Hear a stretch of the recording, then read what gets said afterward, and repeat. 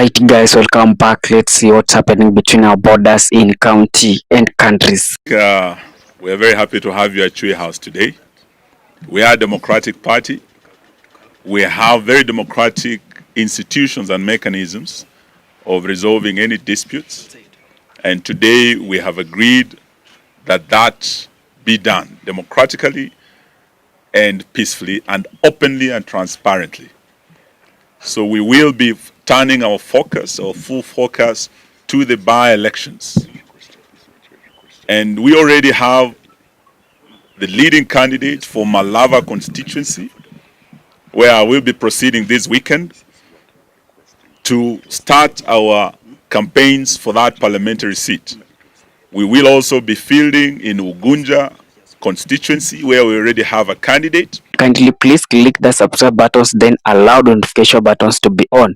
Whenever you're producing a video like this one, YouTube will automatically giving you a notification. And to the subscribers, I really value for your support and I thank you. And we will also be campaigning in Ugunja, in Huisero, in Garissa County, Fafi, where we have candidates across the country.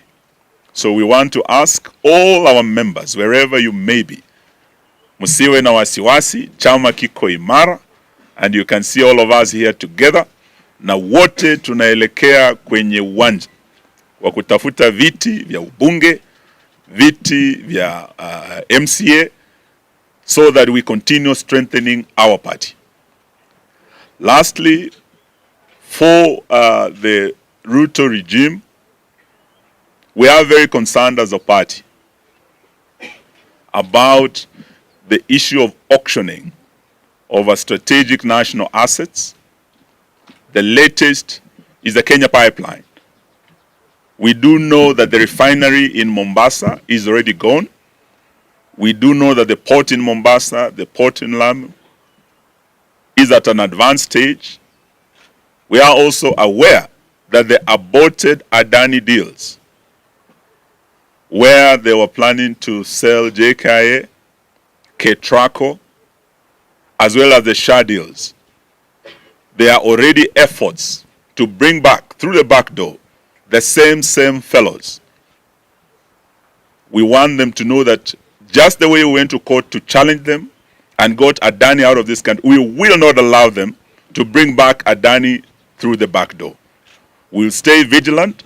As the Democratic Action Party, we'll stay on the front line of fighting against corruption, fighting against all these atrocities being committed, the abductions, the enforced disappearances, the extrajudicial killings. This party has been on the front line and will remain so, even as we go to the by-elections, even as we prepare for grassroots elections to strengthen the fifth largest party in the Republic, called DAP Kenya. Thank you very much for coming. Unless you have some questions, we could take one or two. Yes? Your third deputy party leader has been cited. Yes. And there are concerns that he has registered another political party. Yes. Is the party aware of this? And what are the other serious concerns in the party? Number two, by fielding candidates in Wamalwa, in your arrangement in the opposition, wouldn't you be disadvantaging yourself if DCP is also going to field in Wamalwa, for instance? Thank you. I think starting with the by-elections, this is going to be a litmus test for our unity as the united opposition. Just the way we are managing our internal disputes through internal dispute resolution mechanisms, as the coalition we are equally setting in place mechanisms of resolving disputes. And in the coming days after IEBC, and we are calling upon IEBC, Kenyans are anxious. They've had wards and constituencies, 6 of them, 16 wards, unrepresented, some for over 2 years. I was in Huisero, where Maloba, the MCA, was murdered. In 2023, up to now, Kisa East has not had an MCA. So that lack of representation is a serious issue. And we're saying IBC must proceed with speed, give clear roadmap, beginning with by-elections. We need to know when we're going to have these by-elections. Then we're already in August, meaning we are entering that critical stage that Judge Kriegler talked about. 24 months to the next general election. IBC must be up and running and fully operational. They are just starting. We were a bit late in getting this IBC. So we must have a clear roadmap right from the by-elections all the way to the general election that is just 24 months away. We are talking of next August and the last August. The last second Tuesday of the last August. That will be 10th August 2027. We do not have the luxury of time. We want to see IBC moving, and we want to see free and fair elections, starting with these by-elections. Already you can see the semblance of pre-election violence. You cannot have free and fair elections where there is violence, whether it's pre-election or post-election. What we are seeing in terms of violence unleashed against members of our coalition, we saw it in Murang'a, we saw it in Subukia, we saw it in Chwele in Bungoma, we saw it in Kakamega. We are very, very sure that Ruto knows he's going to be a one-term president, but he's going to resort to two things. One, stealing elections, as Oscar Sudi has told us, Senator Cherargei has told us, and violence. So IBC, come out. But for us as the coalition, we are going to agree in the next few weeks after IBC announces to field joint candidates in each constituency. So do not think we'll fall into the trap. We are being divided ourselves as the opposition. DCP and DAP Kenya are sister parties in the same coalition. I believe by the time the date is announced and we go to that election, it will emerge that Seth Panyako is the leading candidate in Malava, and DAP Kenya is ahead of DCP. We'll be asking them to do the honorable thing and stand down their candidate to support the leading candidate. It is the determination of this coalition to win each of the 6 parliamentary by-elections. Once we do that, those of you who are doubting one term, these by-elections are going to tell you that William Ruto is actually going to be a one-term president, beginning with the by-elections. Thank you very much. We can take a last question. Just a clarification. Sorry? Just Sorry? Yes.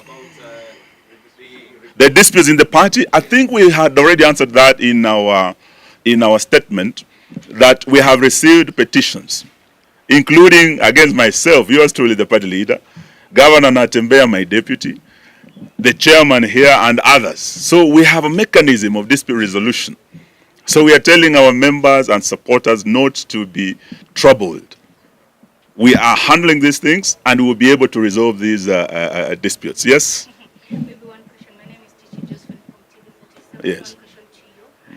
Probably, do you feel as if your position as the party leader for the APK is being challenged by the likes of Governor Natembeya? No, I don't feel threatened at all. We are a democratic party. In fact, we have said anyone who wishes to run for any seat in our party is free to do so. And we have space and mechanisms to resolve any dispute. So there's nothing we can't handle because we are seasoned and we can chew gum and scale the stairs at the same time.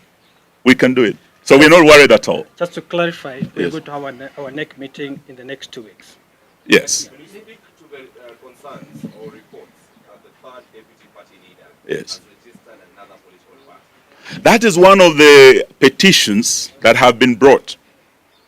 We have said our NEC will appoint that team that will now resolve those disputes internally. Because we've heard of a party called CORD.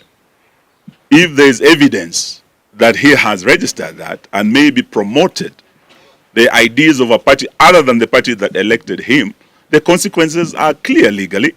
But that is not for us to speculate. It is for the team that the NEC would appoint to resolve.